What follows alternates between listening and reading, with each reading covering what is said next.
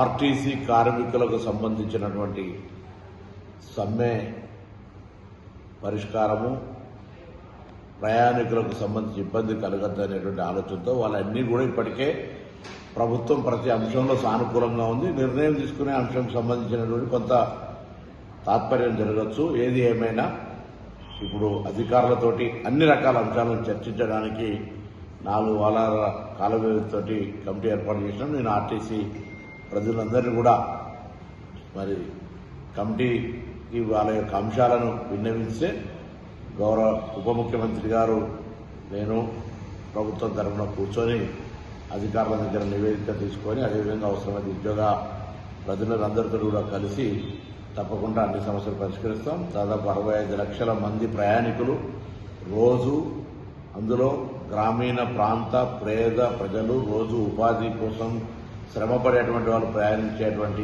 ఈ బస్ ప్రయాణం పేదవాడి లైఫ్ లైన్. దాని ఉద్యోగులుగా మీరు, ప్రభుత్వంగా మనము కలిసి ఇబ్బంది లేకుండా చూసే బాధ్యత ఉంది.